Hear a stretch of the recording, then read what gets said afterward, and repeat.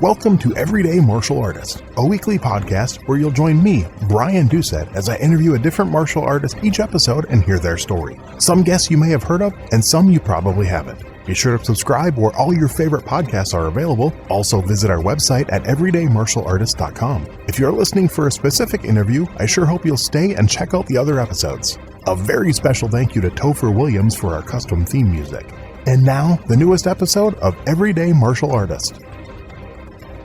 Everyday Martial Artist is brought to you by KOOnline.com for all your martial arts needs. Sparring and safety gear, rank belts, uniforms, weapons, patches, and more. Wholesale supplies made by martial artists for martial artists. Visit us today at ko-online.com.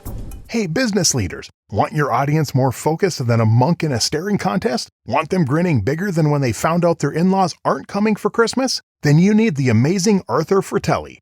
Arthur is a TEDx speaker, Last Comic Standing alum, and lifelong martial artist, traveling the country, captivating audiences at conferences, corporate events, and schools. His high-energy keynotes blend failure, focus, and flow with comedy, magic, and jaw-dropping skill. Facts fade, but stories stick, and Arthur delivers a TEDx-worthy experience they'll never forget. Book now at theamazingarthur.com, because your event deserves more energy than a caffeine-fueled ninja. Hello and welcome to Everyday Martial Artist. I'm your host, Brian Doucette, and as you do every week, we're joined by a brand new guest talking about their life and their journey throughout the world of martial arts.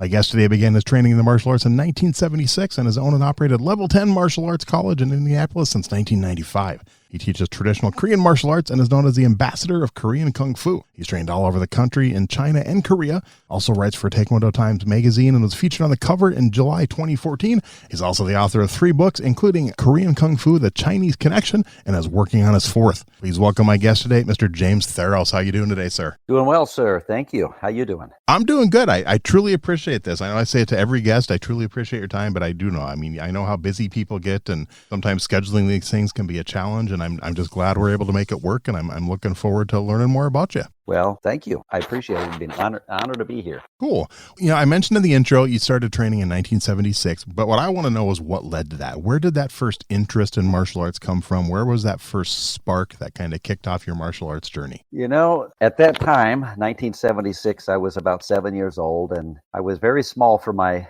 age, and I'm still small for my age. I didn't realize, in fact, I didn't realize I was small until I was about 40 years old, and that's an honest statement. Oh, wow. I always thought I was bigger than I was until I got around certain people. I'm like, wow, I guess I am kind of small, you know. It's never occurred to me. But I got bullied a lot, and the school I was going to, school IPS, Indianapolis Public School, number 113 on the east side of Indianapolis, was offering some after-school programs, and karate was one of them. So the first time that they offered it, I signed up for it, but I was a little late, and the program was full, so I had to wait for the next one 6 weeks later. Okay. And instead of that, I did origami. And so when I did origami, I created this little beautiful orange puppy out of a milk carton. If you remember the old milk cartons back in there that you used to get at lunch. Yep. The chocolate milk carton, and turned it into a little orange puppy. And I was so proud of it. I was playing with it and showing it to the kids on the bus on the way home, and this kid grabbed it out of my hand and crushed it right in front of me, and there was nothing I could do about it. And so,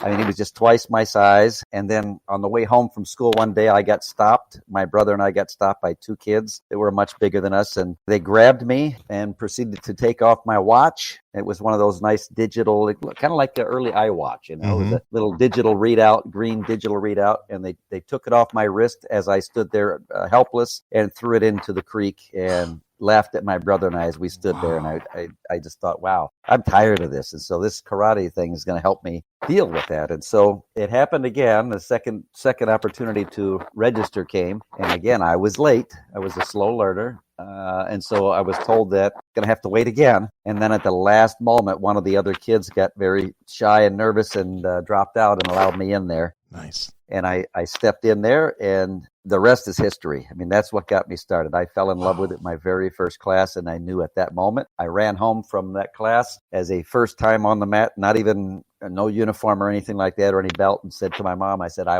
know what I want to do with my life now when I grow up. And she looked at me and said, what's that? And I said, I want to be a karate teacher. She laughed at me, laughed out loud. Wow. here I am. So do you remember what style was that first system you trained in? Yes, it was Shorin-ryu, Okay. which is an Okinawan style, and it was a nice black lady. She was probably, it's hard to remember age-wise, but I would suggest she was probably around 30 years old. Piercing eyes, total confidence in herself, and she just really made the lesson interesting. And I wouldn't say she made it fun because she had a much more strict, serious personality, but she definitely put the bug in me to say, I want to do this. Okay. Do you remember how long did you stay at that specific school and train in that specific Well, that style? was just a 6-week stint. And then from there, that was a 6-week stint. And then from there, I had to do what I could to find martial arts wherever I could find it. So it was just like an intro thing? You couldn't keep going after the 6 weeks? Really? I don't remember what happened after that. I think you probably could, but my mother was not very interested in helping out with that kind of stuff. If I wanted to do it, I had to pay for it, right? Okay. And so I found other instructors that would teach me in their garage, that would teach me in their backyard, and I just flipped from one instructor to the next, learning what I could learn, and of course checking out the two little Bruce Techner books from the library, one on judo and one on karate, and trying the techniques out on my brother, trying to throw him and things like that, and not being able to really make the techniques work. Okay. And then my mother came home one day. She was working at a restaurant, and one of her cohorts was an actual martial arts instructor who taught at a reputable school in the area. And so since they were friends through work, she got a good deal on getting me in there. And so I studied judo and Shorei Goju-Ryu karate from there. Okay. And several months went by, and she started to have and actually pay regular prices, which back in the day was ridiculously cheap.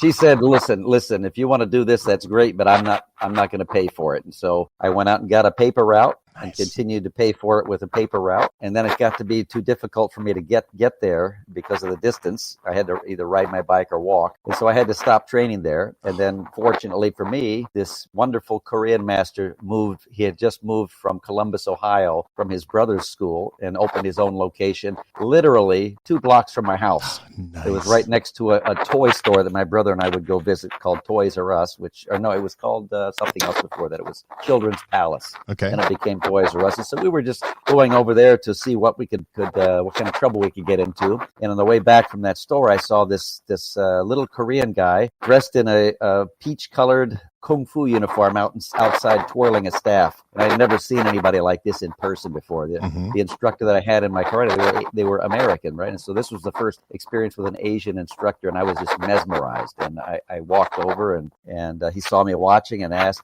"Are you interested in martial arts?" And yes, sir, I'm interested. And come on in, and he gave me some information. And I ran home to tell my parents about it, and they said, "Hey, we'll sign it, but you're paying for it." And so I tell people I started at 7 years old, and I got serious at 14. Okay.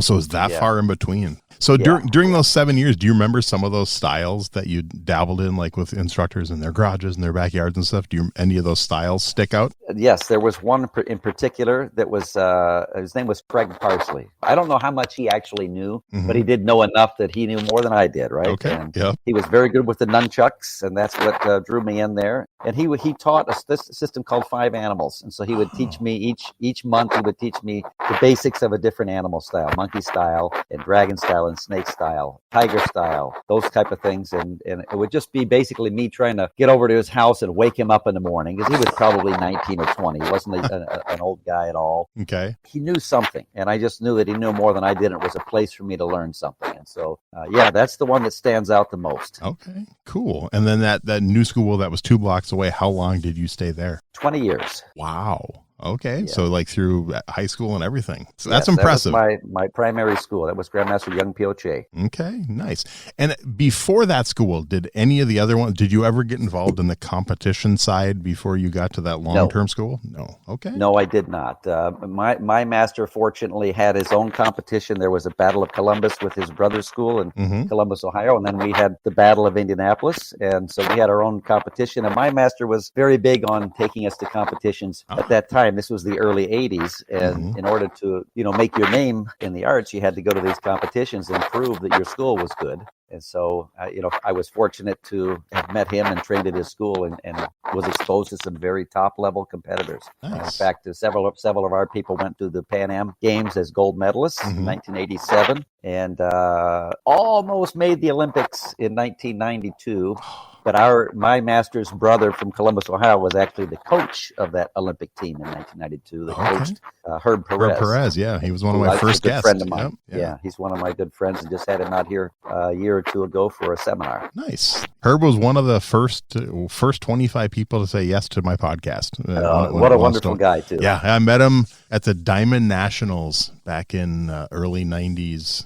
In Minneapolis, when I was down there watching a friend of mine compete. He was down there. That's right. I did see that you were in the Minnesota area. So I spent a little time in Rochester, Minnesota, and I trained with a man named Kunyu Park. Grandmaster Kunyu Park in Rochester, Minnesota. So nice. I think I had 2 years of training with him. I moved around a lot as a kid. So So do you remember your very first tournament you competed in? I don't. I was trying to think of that. It would have been in 1983. Okay.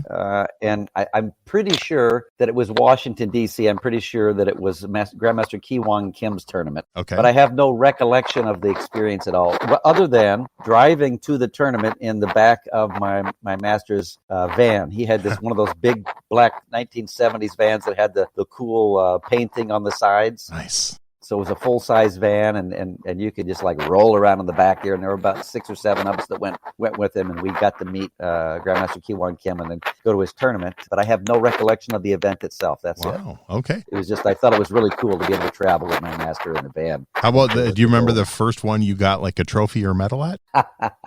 Yes, because that took a long time to get. Okay. See, I competed for approximately 8 years, and I got nothing. I was always, I wouldn't even place in the top 3. I never placed. Okay. It was 1991, and it was the Battle of Columbus, and the Columbus, Ohio, and I placed 5th place out of 6 guys. Not bad. So in my office, I have this little handwritten certificate that says James Theros, 5th place, Forms Division, Adult Men's Forms Division. And so that was the very first time that I wasn't dead last, and it sparked my desire to train harder and pay more attention to my master and go back and try it again. And from that point, things started to change. And so I actually retired as 14-time grand champion. Very cool. That's awesome. From that moment, and it's cool that you kept that. A lot of people, wouldn't have kept something like that. Oh, that's a big thing for me, and I show it to my students and things. I'm more proud of that than anything. So I kept only 2 things from my whole competitive career of spanning over 20 years. That was the one thing, and then I retired in 2002, came back out of retirement in 2012 after 10 years of no competition. Yeah. With very little preparation, and I went and competed in 10 tournaments across the United States to see if I still had it, and added a few more to my collection. Nice. And so I took some gold medals that I received in a Kung Fu competition in Houston called the Legends of Kung Fu, and that's all I have left. The rest of them I have pictures of. I threw them all out. And when did the teaching bug hit you? When did what kind of led to that and deciding that was going to be part of your life? Probably the first time that I got a chance to stand up in front of a room and lead an exercise. And I remember that as well. I believe that was 1990. Okay. I was a dark blue belt. So in our system, that's a first cup. Okay. Or first Q in karate world. And so I got the opportunity to lead exercises, and I froze. I've been through hundreds and hundreds of classes, and when it was my turn to bow the class in and lead exercises, I just froze. And thankfully, one of the gentlemen that put me up there, his name was Stanley Patrick, he helped me through getting through that first experience. And from there, I just fell in love with it. I got better and better at it, and I decided, man, this is who I'm meant to be. Nice. And what about the decision to open your own school? What kind of led to that? Well, as I said, that was immediate. When I took my first class, I knew in my heart that I was going to do that. Wow. I opened my school a lot sooner than most other people probably would, and I did that as a first-degree black belt. Okay. I opened my first school. I was 4 years as a first dan, though, so I had a little bit more experience. I was more like a second dan in technicality. And I remember begging my master, saying, "Sir, can I really want to open a school?" And he was trying to prevent me. He was trying to talk me out of it because I was still a first dan. Most people probably third or fourth dan, and maybe later that they actually open their own schools. So, and I was very young, so 1995. So if I was born in 69, how many? I'm terrible with math. So what was I? 26, 25, something like that. I think you're about 5 years older than me, and I would have been 21 in 95. So yeah, probably 26. Yeah, something like that. And so he still felt that I was a little young and I was not ready. And I insisted, and I kept insisting and insisting. And finally he said, okay. We went down and looked at a place, and he helped me to negotiate the space. It was like a 900 square foot building, little tiny place. And I could not get enough of it. And still to this day, I can't. Still my passion. How long were you at that first location that you started? I think I was at that first location for 5 years or so.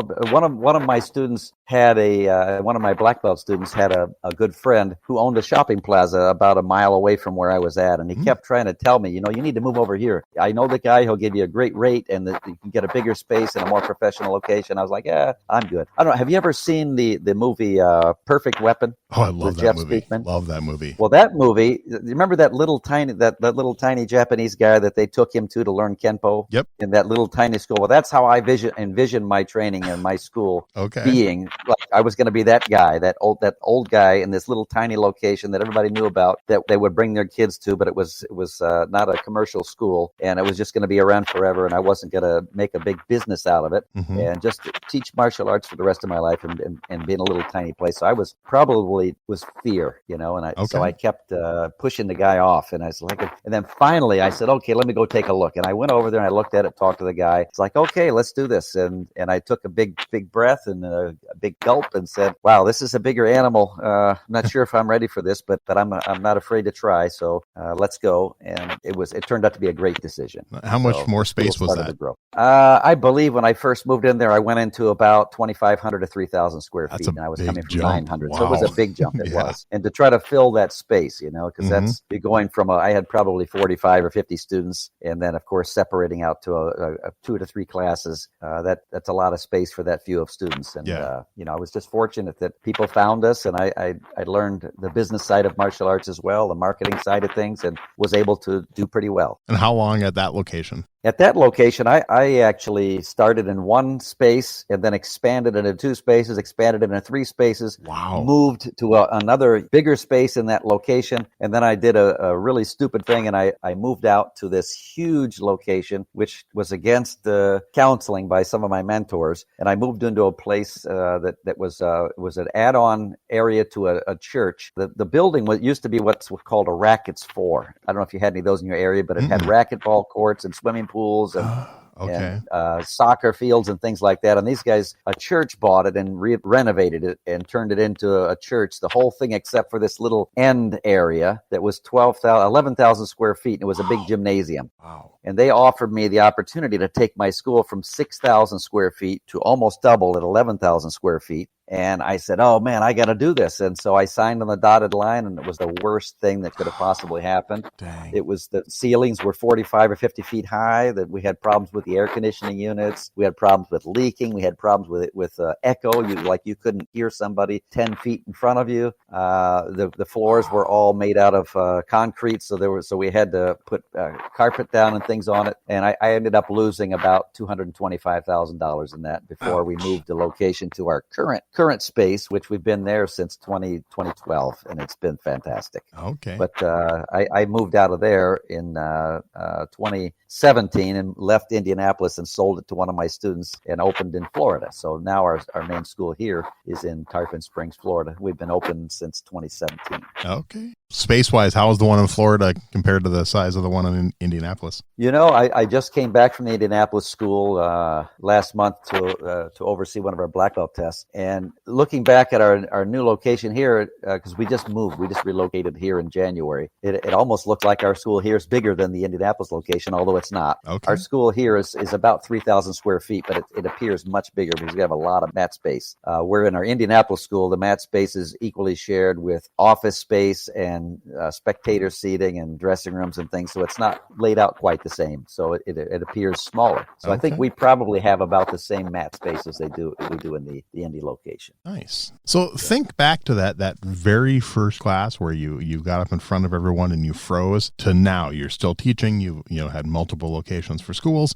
What do you think's changed the most about your teaching style over the years? Wow, I'm much more confident. Obviously, after you do things for a while, you tend to get a sense of confidence, and I don't sweat it like I used to. I used to come out there with some stage fright. It's no longer there. I have zero fear of speaking in front of large crowds anymore. The crowds that I have the anxiety issues with are the one-on-one still. I have no problem if I'm in front of a group of 100 people or 1,000 people. Easy to do that. But if I'm talking one-on-one, I don't know what it is, but it's just a different animal for me. Interesting. Wow. So yeah, of course, after teaching for so many years, I've gotten to the level where my master was at, and it used to amaze me when he could watch somebody perform a technique and within 30 seconds see what's wrong with it, and say, okay, here's what you need to fix, and this is exactly where you're making a mistake. I'm able to do that now, and I see that in my students that they're not there yet, and so I'm thinking, wow, this is the journey right here, being able to get to the point where you can see things quickly. It's like when you pay a master mechanic, you're not really paying him for his hours, you're paying him, or his time, you're paying him for his knowledge. Right. And so a master mechanic will see and hear and diagnose things way quicker than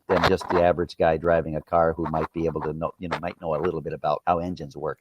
Okay, cool. So do you remember the first student of yours that you brought from beginning white belt student all the way to black? Yes, I do. I remember them very well, actually. Nice. It was a lady, it was a family the last name was King.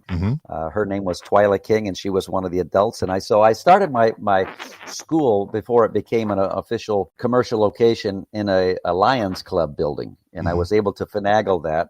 And for some reason, I was able to finagle that rent-free. I got it every Tuesday and Thursday. Wow. And I would go in late at night. I'd get the key. And, of course, I'd go in at like 2 o'clock in the morning. I would set up the room and take all the pictures down off the wall and move everything out of the way. And I'd put a kicking bag in there. And I would hang nunchucks and weapons on the wall and different pictures and posters and the flags and all that kind of stuff and turn it into an actual dojon. And then when the higher ups came through one day after I had done that, and they saw that, and they told the guy that ran it, well, we don't want him in here anymore. We don't like what he's done to our place. So I had to vacate within like 2 days' notice, and that's what led me to my commercial location in 1995. Okay. So so this lady took classes with her son, and they were the very first ones that I could remember. There may have been some others before, but they were the first ones that actually made it. They lived on the north side, which is where this Lions Club building was at, and I opened on the south side. They drove all the way from the north side to the south side for several years and earned their black belts with me. That's cool. That's really cool. So yeah. Are either one of them still going? No, they're not. Okay. In fact, their entire family made it to black belt. There were 4 of them: the mother and father and the son and daughter. All 4 of them made it to black belt. And unfortunately, they didn't continue after first degree. Yeah. Well, unfortunately, that is a very common story. So we've all heard, but that's just crazy that they basically made you leave that building. I mean, you were putting the other stuff back after the classes. Weren't you? Absolutely. I had every picture with a number on the back of it. I took a picture of what things looked like before and after, and they never knew that I was doing that. But it just happened that they were taking a tour of it and came in right after I had done that on a Tuesday morning or a Thursday morning and saw it and said, "Oh, that guy's out of here. We don't like that." That's crazy. Wow. So, yeah. But I was so grateful to have the space for the time that I did. Yeah, obviously. That is cool, and it's impressive that you did that for that long that they never noticed. So yeah, well, I was, at the time I was a disc jockey, as I mentioned to you off the air, and I was working at a nightclub on the north side, and so I was able to, when I would finish the nightclub at 2 or 3 in the morning, I would drive over there and I would set that thing up before I'd head home in the morning. Nice. That is funny. I don't know. I used to do that. I worked at a job. I worked overnights. It wasn't my radio. My radio job was part-time at the time, but I worked overnights at this call center, and I'd go in before my overnight shift because I had the radio show the next morning at 8 a.m. So I'd go in the night before and get all my music set up and have all my CDs ready to go. Then I'd go work my overnight shift until 7 in the morning and then go over to the radio station at like 7:30 and get ready to do my show at 8. And so, yeah, I know where you're coming from. Yes, sir. So how about weapons? What are some of the weapons you trained with over your career, and what are maybe some of your favorites? Well, I've had a lot of experience with weapons. That's a long story and a unique story in its own. When Korean martial arts don't have a lot of weapons. I don't know what your background is. Are you Korean or Japanese, Okinawan? So my core system is traditional Taekwondo. I started in Tong Sudo when I was 10. I did Shotokan when I was in high school, and in college I got into Aikido and traditional Taekwondo, and I did American Kempo when I lived in California. But my core system, I've been with my Taekwondo instructor since 1994. Yeah, well, you know that in the Korean arts, there's not a lot. Yeah, I mean, we do like dan bong, we do bow staff, we do some sword, some kumdo, and things like Yeah, that. But yeah. yeah, Well, that's where I started. So my master, Young Pyo Che, was I was fortunate to have found a master that had a master in multiple arts. He was a master of his main two arts were Taekwondo or traditional Taekwondo, which was more Tang Sudo, but he had also a Ship-Palgi, which is a Korean style of Kung Fu, which is basically Northern Long Fist and a praying mantis blended together. And so there were more weapons on that side of things. In the Kung Fu world, their weapons are very, very prevalent. And so in the Korean world, not so much. You might have the long staff, you might have the dambong, and you might have the cane if you're training in a Hapkido school, and you may have the Jukdo, which is your Kumdo. So that would be the majority of the places that have it. And then, of course, nunchucks, which everybody, after Bruce Lee, everybody learned those. Exactly. And so when I started out, I was self-taught with the nunchucks at first. I was back in the Bruce Lee craze in the early 80s. And everybody in our block had them, and we had little nunchuck spinning contests and things. And of course, we would watch Bruce on the movie, and then try to duplicate his movements. And then we'd find our own unique little movements as well. And from there, I learned long staff. And in fact, I still have the very first long staff that I purchased from my master in 1983. And those were the first two weapons that I had trained with. And then after that, he taught the tambong sword stick. When I was got to black belt level, he taught us that, and he taught us kumdo. And he had a system called Mujong Kumdo, which was his own particular style, which was Haedong Kumdo, if you're familiar with the different varieties of Korean swordsmanship. And so I learned that. And then as I got involved in Kung Fu, I wanted to learn some of the more exotic weapons. And my master did the chain whip. Nice. He had pictures of himself using the 3-sectional staff, but later I learned that he didn't really understand how to use the weapon. He just learned how to pose with it. So he probably did like I did with the nunchucks at first, and tried movements and things, but didn't have any official instruction in them. And he did the straight sword as well. So he had several weapons, and he never taught anybody those weapons. The Chinese weapons it was like something that only he would do, and he would only use them for demonstrations. And I tricked him into teaching me the broadsword because I started working for him in the early 90s. I started opening the school, cleaning it, and most of this was in lieu of tuition. So it wasn't like an employer-employee situation. It was me working and not having to pay tuition for it, and then getting to scratch my itch of practicing martial arts more often, more frequently, and getting to teach and things like that, and learning the ropes. So when I opened my school, I would have all that I needed to be successful. And so while I was there, I would come in about noon, and my master didn't usually get in till about 3:45, 4 o'clock, something like that. So I would have several hours to clean the school. And then when I would get done, he used to have this little couch and television that had a video cassette of demonstrations that he did and tournaments and things like that. And so I would watch it, and I started I took a little stick that was about the same size as a broadsword, and I learned his entire broadsword form from those videos. Wow. I figured out how to piece them together and I learned the sword form, and then I performed it one day, and he said, "Where did you learn that, sir?" I said, "You taught me, sir." And then I laughed, and I said, "From your video." And he said, "You turkey head." And then we went to a summer camp, and I got him at a time where I got him in a good mood, and he actually said, "Theros, come over here." And he actually formally taught me his broadsword form at that time. So that was the lead in to my getting involved in weapons. And then in 1997, I had purchased I was trying to find background information on our style of Kung Fu, which again was called Ship-Palgi. And he could only tell me so much.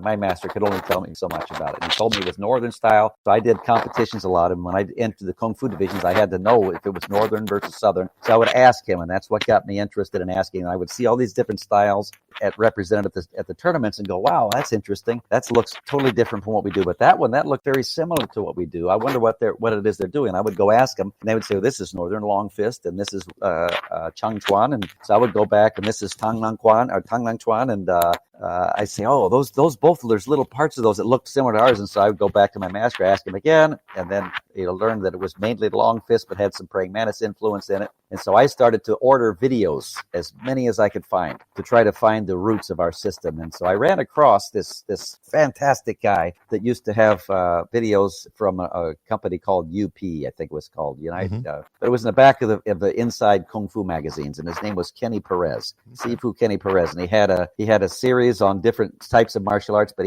what he really had that I started with was this weapon series. And so I got a broadsword video, learned his broadsword and chain whip. So I had played around with the chain whip and was kind of self-teaching myself that as well. But I really wanted to learn the weapon. I didn't want to just, that's not something you can self-teach as easily as nunchucks. So I got these videos and I started to learn from them. Then I got a flyer in the mail since I had opened a school. You start getting flyers from different tournaments and things. They just get these mailing lists, and it came to the school, and there was this tournament out in Phoenix, Arizona, a Kung Fu tournament, Kung Fu and Wushu. And it said that they would have a special seminar opportunity with Master Kenny Perez. And I said, oh man, I don't care about the tournament. I just want to go out and meet this guy. Yeah. And so I asked for permission to go, and my master said yes. I went out and I competed, and then I met Master Perez, and it turned out to be that nobody showed up for the seminar except for me. So I got a one-on-one seminar with him. Nice. And then I got to become great friends with him, and he invited me to come out to his place, and I got to stay with him and became great friends with him. And I've been training with him since that time. And I went to him and I learned multiple weapons. So you name the weapon, I've had experience with it. That's cool. Wow, what a story.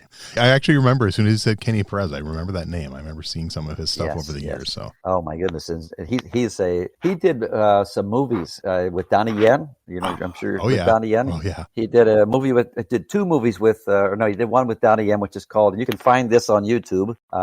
Let's see. I forget the name now.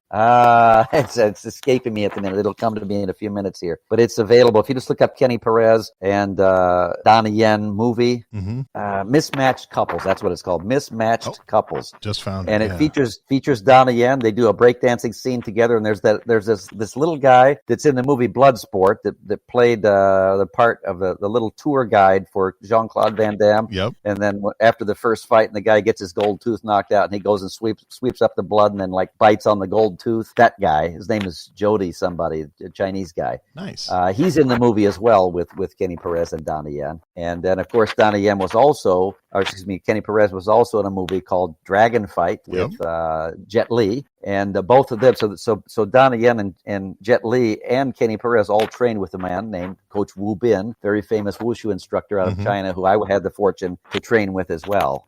So that's where all of my Chinese side comes from, and my weapons experience comes through Master Perez, and all the wonderful experiences that he's led me through in my trips to China, and through teaching different teachers and things that he's had in, and for himself. I mean, he's a wealth of knowledge. He's like an encyclopedia. That is cool. That's really every awesome. Kung Fu style and a weapon. Yes. Nice. I may have to reach out to him and have him on the show. He'd be fun to talk to. So. Oh, I'm sure he'd love to. Yeah, I'm sure he'd love to. He's got some stories. So what led to your writing? I mentioned in the intro, you've written 3 books, working on your 4th. You've written, for Taekwondo Times magazines. What led to that? Where did that love of writing come from? As long as I can remember, I've always enjoyed writing. When I'm going back to when I was about 6 or 7 years old, I got into a class called creative writing and loved it. I just loved being I'm a creative person altogether. That's It doesn't matter what it is. If I can have some opportunity to take something from nothing to something, I'm all about it, right? And then, or to take something that's existing and make it better and enhance it somehow. So just being creative. And so that was the same with my writing. And so I remember writing this little children's book on pieces of paper and stapling together using crayons for the illustrations and things. And I don't remember what the name of the book was.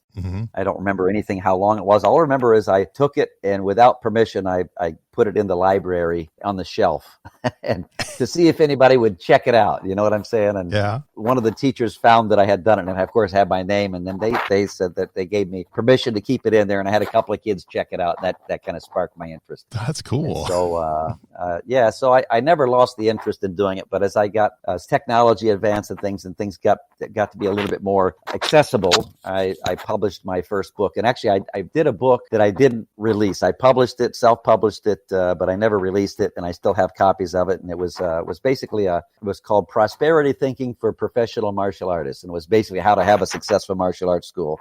And it was 50 pages. It was a pamphlet. That's probably why I didn't release it. I just didn't have enough information. It was just all the details of what I did to take my school from where it was to where it got to. And so that I thought, wow, this was a fun process. And so the next one I wrote was about Korean Kung Fu, and I wrote it was a decent 100 and some page book. And that was my first one. And I actually put that on Amazon, and it sold around the world. And then I decided I wanted to expand on it. So I went back into the drawing board and redid the book, and I don't remember how many pages. It's close to 300 pages now, but I greatly expanded on it. So I went to Korea in 2008 to train with 2 different masters there and to do some interviews with these masters about the origin of our system, where it came from, and find out anything I could. And then I interviewed another gentleman. In 2011, I went to Amsterdam to train with a man named Chae Bok-kyu, who's he was like the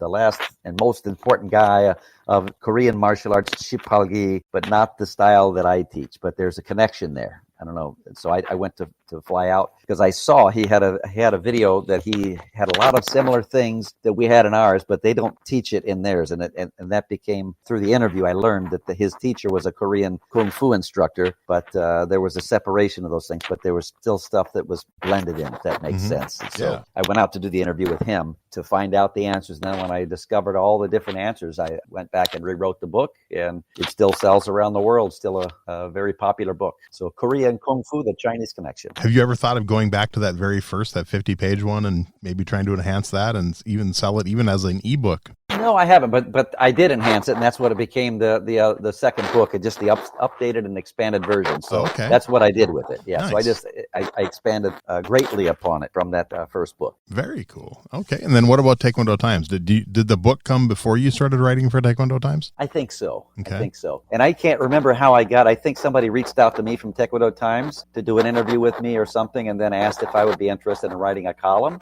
I asked them if they would be interested in the column, but anyway, it turned out that I wrote for them for a few years. I haven't written for them in a while now. Okay. But I wrote probably 2 to 3 years, a monthly column for them. Nice. And I even ran some ads in the back of their magazine and thing for my Kung Fu videos and things. Okay. And that was my next question, the videos. What led to you doing like instructional type videos and stuff like that and marketing those? Well, there wasn't anything available on my system on video that you could buy. I couldn't like Google up or Amazon and find Korean Kung Fu videos. So I created my own. I wanted somebody else to be able to find what I was trying to find and couldn't. Did those sell pretty well? Was there a lot of interest in that? Yes, absolutely. And they still sell. They don't sell quite as much. I haven't put a lot of effort into it in the recent years. So I still have some people that are diehards. They'll come back and see if they'll ask, do you have anything new? Do you have anything in it? And I'm just not as prolific as I once was when I was a little younger. I should have done more when I was younger. My body was able to handle some of these more high-level forms and things, but I'd be ashamed to put some of the stuff on video with at my age now, trying some of these techniques. So, some of them are going to just have to be recorded with my student doing it. There you go. Well, the stuff that's still for sale, definitely send me those links, and when the episode comes out, I'll add those links to the show notes so people can check them out and possibly buy them and stuff. So that would be good. Yeah, the link is www.ltkfa.com. That's Level 10 Kung Fu Association.com, and you can find my whole library there. Nice. All right, I will get that added on there. Over your years in the martial arts, like I said, you've been studying martial arts since 1976. Is there one philosophy you've learned over all that time that stands out? It's at the top of your list. Well, my master said it, like probably everybody else's master said it, and martial arts is a way of life, and that's the philosophy. It's not, I don't look at martial arts like a sport, and I'm sure that there's maybe some of the listeners here that's how they approach it, and that's perfectly okay. If you look at it as a sport and you call yourself a coach, more power to you. I look at it as more of a lifestyle. Living martial arts is living the tenets that we teach, right? Mm-hmm. We teach respect, focus, discipline, perseverance, and those types of things, indomitable spirit, courtesy, the 5 tenets of Taekwondo, right? Courtesy, integrity, perseverance, self-control, indomitable spirit. Yep. All those kind of things. I do my best. Now, I'm not perfect at it. I still falter in some of these areas, but I do my best. And so, for example, I'm human. I get angry like the next guy. If I'm in traffic and somebody cuts me off, I get angry just like the next guy. And I really want to tell them they're number one, but I don't. You know what I mean? So that's a moment where I use the self-control, where if I wasn't practicing martial arts, I don't know that I would hold back as much. You know what I mean? Right. So, and then of course, keeping myself fit, maintaining my fitness, maintaining a strict diet, and not letting myself gain too much weight. I believe in staying fit and being a product, being the product, being an example of the product. Mm-hmm. So yeah, it's martial arts for me is a lifestyle. It's a way of life. It's not just an activity, extracurricular activity, a hobby, or a sport. And for anybody listening that is their philosophy on it, I have no problem with that either. But for me, it is a way of life. Okay, cool. How about over all your years, the worst martial arts related injury? Oh, I can tell you that one. It happened when I was 14. Okay. Okay, so my first big goal in martial arts, I wanted to be able to do a vertical side kick. Mm-hmm. I wanted to drop into the splits and be able to do a vertical side kick. And so back in 1983, when I first started training, my master had us do partner stretching, which is, it's kind of a controversial thing these days, having a partner help you push down further and things. And so we were doing the wall stretches where you would have, stand against the wall and give somebody your leg, and they would lift it up in like a front kick style, put it on their shoulder and keep lifting it higher and higher and higher. And then you would start to exert force back against it, which is now known as PNF stretching, isometric stretching. And it was very effective. And so we were doing that. And then we had one that we would get into a split on the floor, and then we'd have somebody go behind us and push on your butt until your legs went down all the way, and you'd get closer and closer to a split. So that happened one day. I remember very, very vividly. I was a green belt, and that's what happened. I got down into a full split. Someone pushed me down, and I was so elated that I cannot believe I'm here. I'm in a full split. My both legs are totally out to the sides. This is awesome. And then instead of relaxing and getting out of it slowly, I tried to get out quickly, and I tore some cartilage in my right hip, and it's never been the same. So yeah, that's the worst injury I ever received in martial arts, besides a concussion. I did get knocked out once. Okay. We actually still do the partner stretching in class sometimes. So yeah. I do too. I think it's great, but a lot of people you hear them talk about how it's dangerous and things. And yep. I've also done the one in the past where you sit and the partner actually like stands on your legs. Yeah. When you to try to get you down further and stuff. And yeah. Hey, no pain, no gain, right? That's right. You definitely have to endure. My instructor has told me many times, he goes, if I taught now like I taught you guys back in the early 90s, I'd probably wouldn't have any students. So yeah, you wouldn't have any students, or he'd probably have a lawsuit or something, Well, that's what he said if he taught like his instructor did in the 70s and 80s, he'd probably be in jail. So yeah, exactly. Yeah, we got hit. Oh, you probably did. You got hit with the dambong or the jukdo when your stances weren't locked out. Oh yeah. You go home with a bruise on your back of your leg and things, and my mom was, where'd you get that? At school or at martial arts? Well, you better pay more attention then, I guess. They didn't come at the instructor like they would today. Yeah, no, I heard stories of like his instructor, the kid turned his head when he was supposed to be facing forward in line, he'd smack him upside the head, and I'm like, oh yeah, okay, yeah. Never had that at my schools, but definitely heard the stories. So yes. So what are your thoughts on something like MMA and the UFC? Is that something you're a fan of? Do you watch that at all?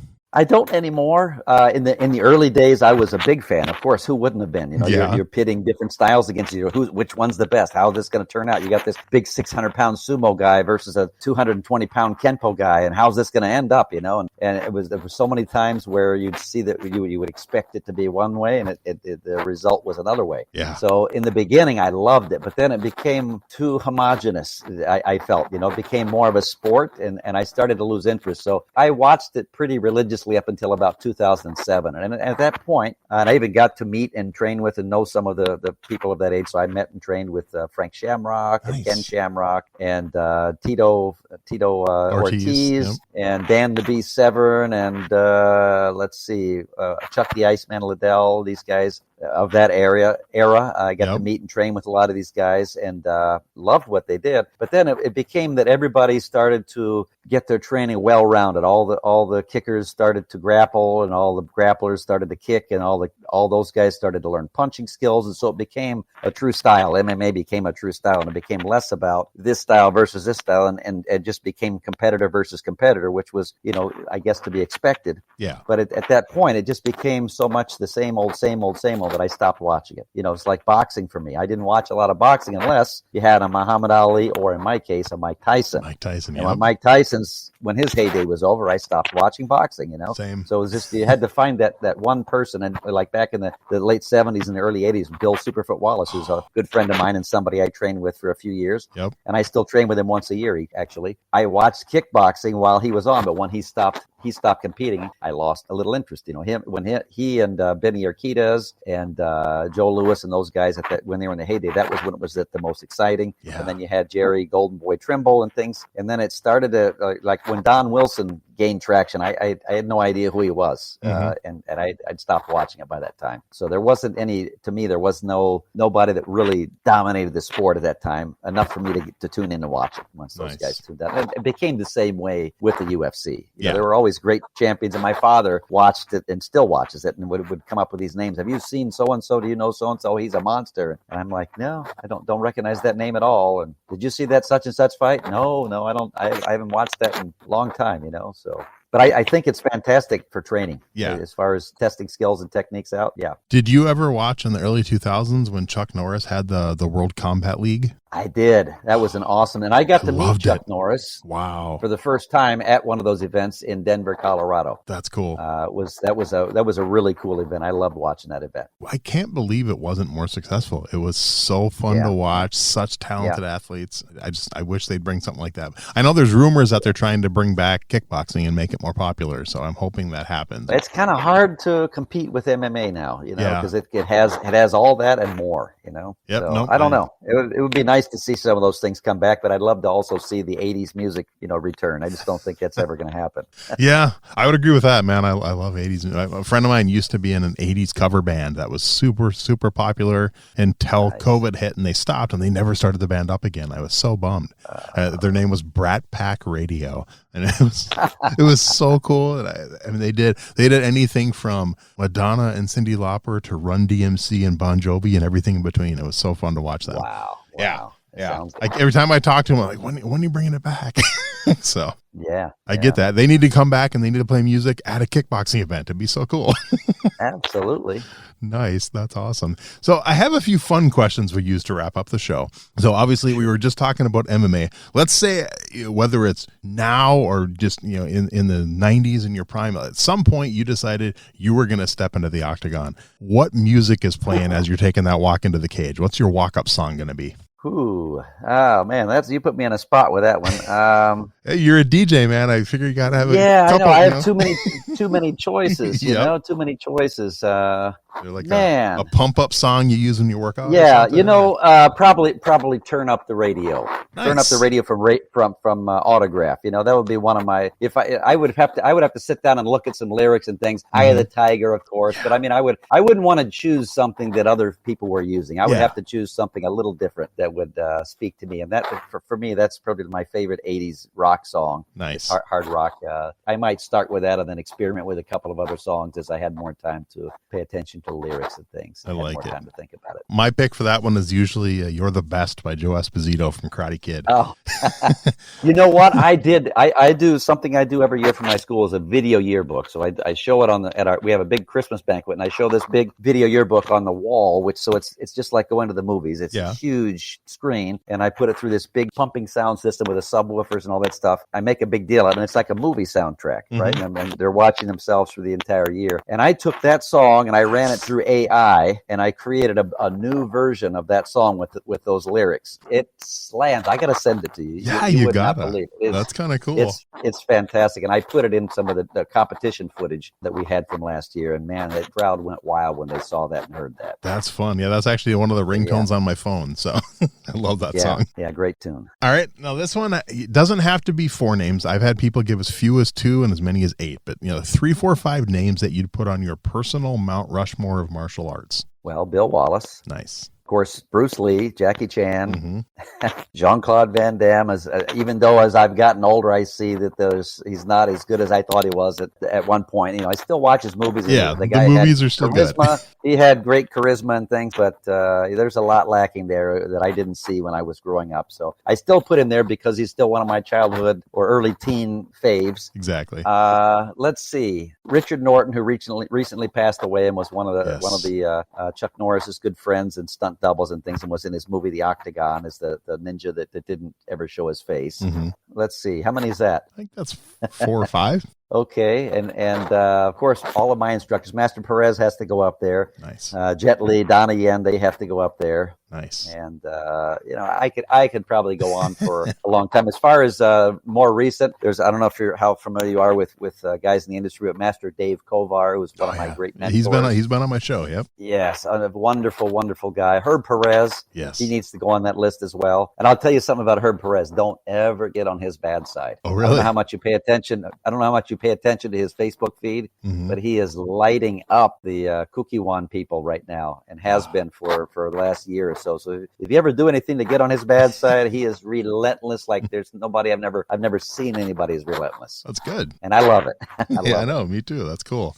I know. I've heard a lot of the Taekwondo people I've talked to and stuff, and Korean martial arts people. A lot of them are not happy with the Kukiwan right now. So I get that. Yeah, so that's cool. Yeah. All right. Now this one, you can't pick one of your own. Favorite martial arts book? Oh, favorite martial arts book. Okay. I'm trying to remember the name of it. It's called Zen in the Martial Arts by Joe Hyams. Yes. Joe Hyams. I met him. I flew out to Santa Monica to train with Grandmaster Bong Suhan in Hapkido. Cool. He died right before I took my black belt test with him. Unfortunately, and I met a man named Grandmaster Yong Sun Lee and continued my training with him in Hapkido. But I went out and I was fortunate. My wife and I were going out to Santa Monica. I actually went to L.A. I think I was training in my Kung Fu system out there, and I took her out with me one weekend. And I said, hey, I heard Grandmaster Bong Suhan's school's around here. Let's drive down there and just see if they happen to be open. And we drove over there, parked in the parking lot, and I figured he was there because there was this beautiful Mercedes in the parking lot. And so, oh man, he's actually here. And I walked in and forget who the person was that I met at the front door. And I said, is Master Han in by chance? And he said, he is, but he's with somebody right now. If you'd wait for a few months, could I tell him who's calling? And I told him about my masters and things, because I knew he wouldn't recognize my name, but he would recognize my master's name. And he was upstairs. The building was a two-story building. Main floor was downstairs, and his office and the dressing rooms and things were upstairs. Here he comes down the stairs, and I'm like blown away because I'd only seen him in movies. I'd only seen him in magazines and things. And here he comes walking down the stairs with this older white guy with him. And I had no idea who the other guy was. I'm like, oh, Master Han, so nice to meet you and things. I'd love to train with you and learn your style and system and things. And he's like, oh, that's very nice. And but I forget how the conversation went. And he said, here's my friend Joe Hyams. I'd like you to say hello to him. And then Joe Hyams whipped out a book, had it with him right there, autographed it, and gave it to me. And when I went home and read it, I was like unbelievably floored by it. And then my other master, Grandmaster Yong Sun Lee, that's one of the books that he gives out as gifts to people. Nice. And so when he started to suggest that I read it, I said, sir, I've read that book about 5 times already. He said, oh, you're a smart guy. So yes, that one, that's an easy one. And of course, if I could give you a backup one, it would be the Tao of Jeet Kune Do. Who didn't buy that one, Hey, those are my same too, actually. So yeah, that's one I wish I could have met Joe Hyams. Thinking back, because when I lived in California, I went to a few tournaments out there, so I may have met him back then and not realized who he was, because I met a lot of people at those tournaments, but I don't think I met him. Back then I met Benny the Jet, and I met Don the Dragon Wilson, a lot of those people, but some of them I don't remember. I met a lot of people, shook a lot of hands, but he's one where he would have been fun to interview. He would have been really fun to interview. So absolutely. Yeah, I was fortunate by going out there to meet a ton of people through him. That's awesome. All right. How about this one? You may not have an answer for, but how about a favorite martial arts video game? Did you ever get into video games? Oh, I still play video games, but mostly on my phone. I don't have a console anymore. Okay. There was one that was called Killer Instinct that I loved, and I played it with a friend of mine. It was I think it was a Sega Genesis game, but of course that came from the Street Fighter game, which was the one. And of course, before that, my very first one, there were 2. As I think back to where it all came from, there were 2 of them that caught my eye and got me started. And one was called Karate Champ. Yep. You know the game, I'm sure, which was made famous in Bloodsport. And the other one was called Yar Kung Fu. Are you familiar with that game? No, I'm not. Okay. All right. Well, this was you battle. It was based on Bruce Lee's Game of Death. It wasn't a pagoda thing, but it was the same idea. Yeah. And you battled a different martial arts style person on each level. And so you'd battle a guy with a pair of tonfas, and you'd battle a guy with a chain whip, and you'd battle there were a bunch of these little tiny guys. I can't think of their names. They were Beetles or Deedles or something like that. So you're fighting against like probably 20 little dudes coming at you at the same time. I used to play it in a Dairy Queen. I pumped quarters after quarter into that game. And so those were my 2 favorite early ones. But then when Street Fighter came out, that changed the game forever. And then I think what was the one I told you, the first one? Killer Instinct, Killer which Instinct, I yep. just love because I played it with a friend of mine on his Sega Genesis game station all the time and loved the characters. I thought they were better than the Street Fighter characters. So, but of course, I played all those other versions that came after that, including the ones from Capcom. That Killer, I forget the name of it now. I actually have. Are you familiar with a program called MAME, Multiple Action Machine Emulator? You can play it on your laptop. I've heard of it. It has every old game you can possibly have, and it's free. Yeah, so that's where those things live now. Yeah, I should try to find the first one I ever remember playing was on my Commodore 64, and it was a game that was just called Bruce Lee. Most likely, it wasn't actually called Bruce Lee. It was probably a copy of some game from like Japan or China or something like that they just labeled as Bruce Lee because the character looked nothing like him. But I just remember playing that on my Commodore 64 in like 1986. Wow, that's taking me back a little bit. Commodore 64. I didn't own one. I had a friend that owned one, but that was a friend that had money. I didn't have the money, so I still I own go to one. his house. I still have Nice. one in a box, so I love it. Nice. All right. How about a favorite martial arts TV show? Oh, favorite martial arts TV show. Let's see. Probably The Master, which Lee Van features Cleef. Shogosugi and Lee Van Cleef and Shogosugi. Yeah, I would say that was my favorite. I got huge into the ninja craze in the early 80s. And I actually have a funny story. I don't know how much time we have, go ahead. I, of course, in the back of the Black Belt magazines, you'd have the Asian World of Martial Arts page, and you could order the ninja stuff. And so I ordered a full ninja suit. Nice. And of course, I had to go try my ninja skills. And I learned, I don't know if you remember the paper footballs that you could make back in the 80s from folded paper. Or I learned how to make paper throwing stars in my origami class. Very cool. And I stuffed those things in my inside pocket of my ninja outfit, and I would go traipsing around the neighborhood. And I climbed a tree, and some old lady saw me and thought I was some kind of a cat burglar and called the police. This is in Rochester, Minnesota, 1985 or 86. I was about 15 years old. Wow. I had like 8 cop cars surrounded the tree that I was in, made me get down out of the tree and lay flat on the pavement as they searched me, took me to the jail cell until my father came and picked me up. They said, "Do you have any weapons on you?" I said, I do, but they're not what you think they are. And he reached in and pulled my little paper stars out and just laughed at me. That was the scariest and most embarrassing moment of my life. That is the best. I love it. It's so awesome. Yeah. Wow. My parents would never let me order the ninja costume. I always wanted to order the ninja. Probably good that they didn't. Yeah. But what's funny is I've told this many times. We had a local sporting goods store in my hometown that I'm pretty sure it's not there anymore, but it was Pabst Sporting Goods or Pabst Sport Shop. But they would, in 84, 85, 86, 87, they sold martial arts weapons and they would sell them to kids. I mean, I went there as a 10-year-old and bought actual throwing stars.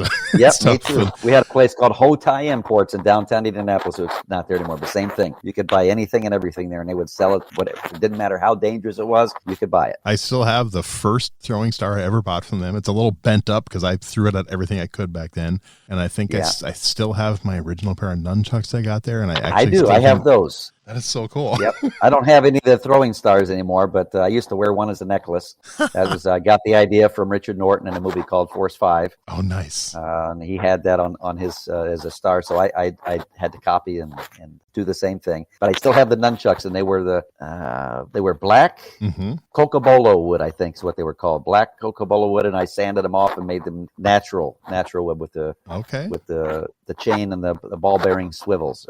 I think I have the same exact pair. Yeah, that is so cool. Yeah. And I always wanted the throwing stars that they sold. I think Asian World sold them, but it was the belt buckle that had 2 of them that would like pop off. Oh yeah, and I never bought it. That was from Shokosugi too. That was he did that in the Revenge of the Ninja movie. Yeah, I remember that exactly. Yeah, I should see if they still sell those. I want to buy that belt buckle now. Yeah, really, really. Awesome. I bet you that'd go for some bucks these days. Definitely. All right. How about a favorite martial arts movie? Enter the Dragon, man. Nice. Got to be Enter the Dragon. Definitely. But I have a lot of them. There's a lot of them. But I've seen that movie at least 100 times, and I watched it again last year. Showed it at our school over the summertime, and I still saw things that I missed, Did you go Yes. to it when they re-released it in the theaters a year or two ago for the 50th anniversary? I did not. That was my No. first I time would seeing it on the love big to have screen. seen that. I had never Yeah, seen it on the big screen before. I don't think they offered it in our area like that. I would love to. That would be a lifetime achievement, I think. It was, and the best part was at the time, my 20-year-old son wanted to go with me. So I got to experience that nice. on the big screen with my son, and it was so cool. What did he think about it? Oh, he loved it. It was his idea. He's like, can I go with right? Dad?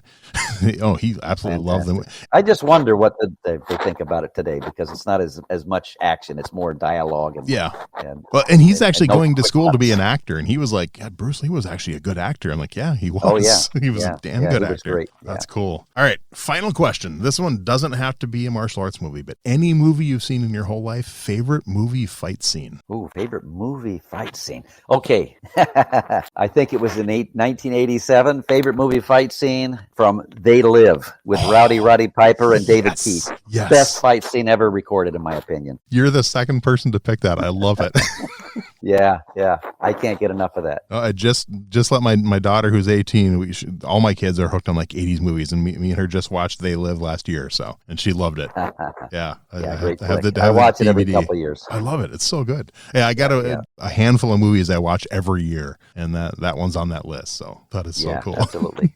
Well, James, before I let you go, is there anything I forgot to ask you, or you just want to be sure we get out there before we wrap it up? No, just if you're listening to this and you're a martial arts person, keep doing it. Just keep kicking. That's my friend Bill Superfoot Wallace. Keep that leg up. Keep kicking. That's the only best advice I can give anybody. Just keep doing it. I love it. Well, seriously, this has been so much fun. I'm glad. Like I said, I literally found you because I was going through an old box, cleaning out stuff, and I stumbled across the July 2014 issue of Taekwondo Times, and I'm just looking through it for guest ideas. I'm like, James Theros. So I started looking you up online. I'm like, yeah, he's still going, still teaching. I'm like, I'm going to shoot you an email and see. And I'm like, I'm glad you answered, and I'm glad we did this. It's been so much fun. Yeah, me too. It has been.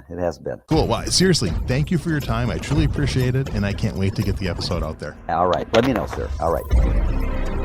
Thanks for listening to Everyday Martial Artist. We hope you will join us every week for a brand new episode with a different martial artist telling their story. If you enjoy the show, be sure to leave us a review. Also, be sure to check out our website at everydaymartialartist.com. There you can find all of our episodes and contact us to suggest guests and ask questions. Again, thanks for listening to Everyday Martial Artist, and we'll see you next week. This podcast is a production of Unfiltered Studios. If you would like to know more about joining Unfiltered Studios, please visit our website at unfpod.com for more information.